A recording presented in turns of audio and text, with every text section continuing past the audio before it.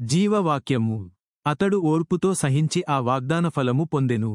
హెబ్రీయులకు రాసిన పత్రిక 6:15 అబ్రాహాముకి దీర్ఘకాల విషమ పరీక్షలు వచ్చాయి. కాని అతనికి దక్కిన ప్రతిఫలం అతి శ్రేష్టమైనది.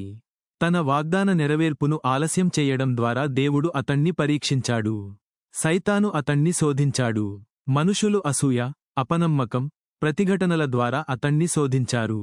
శారా తన ముఖభావంతో శోధించింది. అన్నిటినీ ఓపికతో అతడు సహించాడు. దేవుని శక్తిని, విశ్వాస్యతను, జ్ఞానాన్ని అతడు తప్పుపట్టలేదు. ఆయన ప్రేమను శంకించలేదు. ఆయన ఊహాతీతమైన జ్ఞానానికి అబ్రాహాము తలవంచాడు. ఆలస్యమవుతున్నప్పటికీ మౌనంగా ఉన్నాడు. దేవుని సమయం వచ్చేదాకా కనిపెట్టాడు. అతడు అలా సహనంతో ఉన్నందువల్లనే వాగ్దాన ఫలం పొందాడు. దేవుని వాగ్దానాలు నెరవేరకుండా ఉండవు. ఓపికతో కనిపెట్టిన వాళ్లు ఎన్నటికీ నిరాశ చెందరు. నమ్మకంతో ఎదురు చూసినవాళ్లు ఫలితం పొందుతారు. అబ్రాహాము ప్రవర్తన మనలోని తొందరపాటును, సనుగుకునే గుణాన్ని గద్దిస్తూ ఉంది.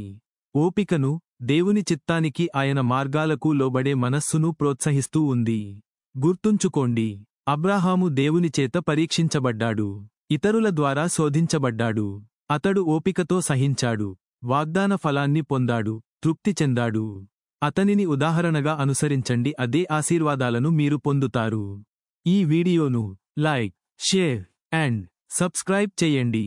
God bless you.